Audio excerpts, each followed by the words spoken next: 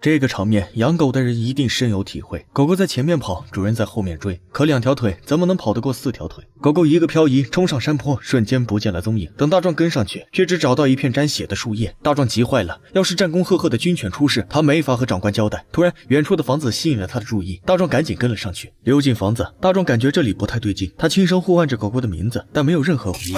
突然，天外飛鏢，大壯的臀大肌部位一陣劇痛，然後等大壯再次醒來，發現自己被人五花大綁扔在豬圈，可狗狗還沒有找到，他必須想辦法脫困。大壯先是掙脫了雙腿，隨後又把凳子踢到身後，一通摩擦解放了雙手。大壯溜出豬圈，聽見隔壁屋子有響動，他覺得狗狗一定在裡面，於是趕緊摸過去。溜進屋裡，大壯握緊斧頭，心臟狂跳，接下來可能會是一場惡戰。他循着聲音來到客廳，然而眼前的一幕卻讓他瞬間呆住。客廳裡，一個老婦人正在餵狗狗吃東西，狗狗很乖巧，吃得津津有味。大壯差點沒被氣死，他擔心狗狗安危，連臉上的豬粑粑都沒擦，就急忙趕來营救。可狗狗竟然在這裡享福。不過這還不是最氣的，大壯一路上給狗狗鏟屎鏟尿，餵水餵飯，但狗狗卻總是對他齜牙咧嘴，沒有好臉。而現在狗狗卻趴在這裡，讓陌生人隨便擼。大壯火冒三丈，以為老婦人給狗狗下了藥，但老婦人卻說他什麼也沒做。狗狗之所以不喜歡大壯，是因為他身上的軍人氣息太濃，會讓狗狗想起不好的經歷，所以才那麼暴躁。大壯啞口無言，他又問起狗狗的傷勢，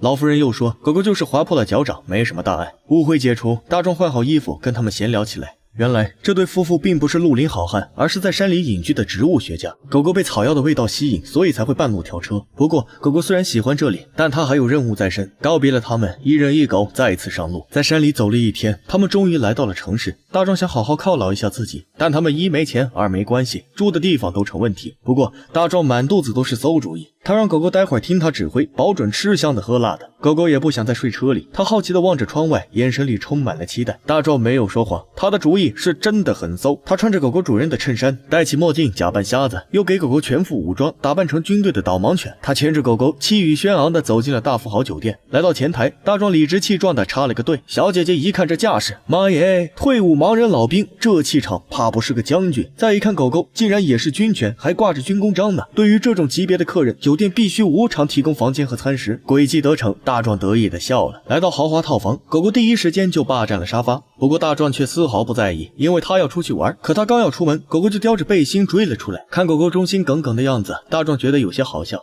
難得可以出去耍，怎麼可能帶你？他冲房間裡指了指，裡面好吃好喝的，老實待着吧。可是等他離開房間，狗狗卻撕心裂肺地嚎叫起來。大壯沒走幾步，心就軟了，無奈他只能帶上狗狗一起進了電梯。然而大壯萬萬沒想到，自己的心軟卻差點釀成一場國際糾紛。